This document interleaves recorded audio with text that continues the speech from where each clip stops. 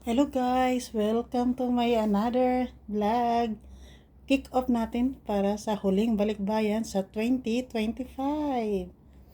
Ipapakita ko sa inyo kung paano mag-empake at gawa pa rin ng box. Yung gagawin muna natin yung box.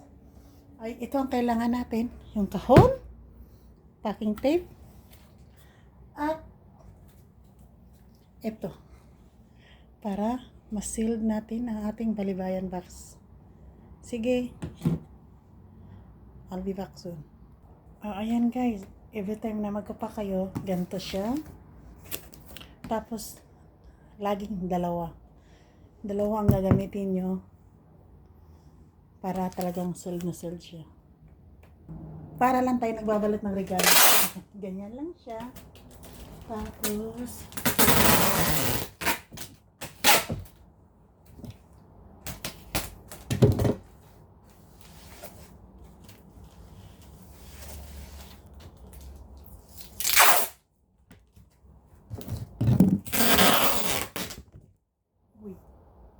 yan guys, ayan pala yung mga inipon ko siya ng 4 months at hiniwalay-hiwalay ko na siya para madali na lang. Hindi na tayo mahirapan at saka pagbukas doon, ready na. Hiwalay-hiwalay na lang nila kung kanino ng mga nakapangalan, yan lahat.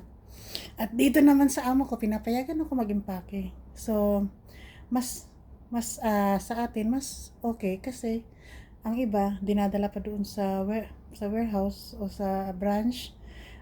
Masyado na mabigat, masahe pa. So at least dito, sinipirit ko na lahat. Within 4 months, naka-ready na siya. At saka ito, mga ayan, mga noodles. Basta pag naka-sale, namimili na ako. May mga noodles yan, mga dilata, ito, ayan, tapos, mga chips, noodle soup, mga sardinas, biscuit, at saka syempre ito, tissue, tatlo. Ayan. Tapos, ayan, mga chips, noodles, tissue ulit. Kasi mura lang dito ang tissue eh. Ayan, Indomie, famous, mga snack ng bata. Saka panglinis ng bahay, mga softener sa plato, noodles, yan, mga ganyan. Yan, mga cornflakes, mga nakasale yan. Inipon ko lang siya, good for 4 months.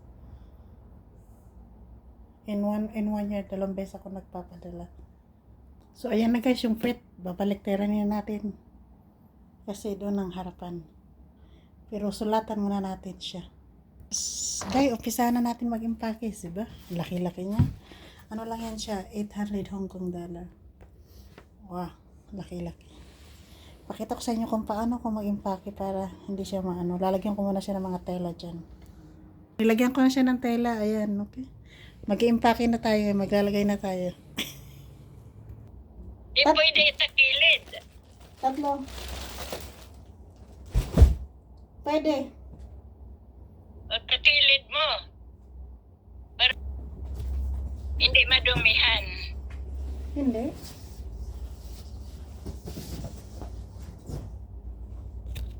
Mga, yung sabi ko na 4 na piraso na sabon. Oo. Galing. Kasi yan. Basta pag dating Tomas, tawagan mo ako para baka may nailagay ako. Oh, sige.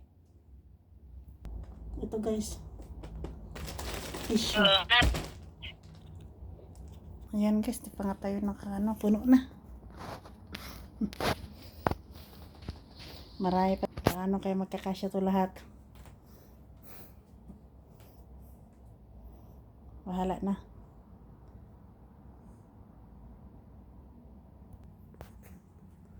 Puno na ang ating balikbayan box. Pero marami pang naiwan. Ayan.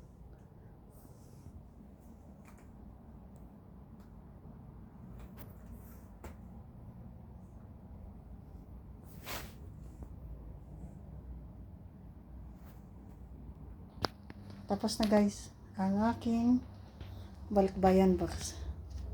Sealed na. Sealed with the kiss. Mag-bye-bye vlog. Bye-bye. Say bye-bye. Bye-bye. Ito yung magre-receive. Si Mother Lily yung magre-receive ng box. Excited na siya sa kanyang balikbayan box. Okay, hanggang sa susunod na box ulit, mga kapatid. Bye-bye. Ito ang aking may balikbayan box sa 2025. Bye-bye. Extra large to siya, malaki.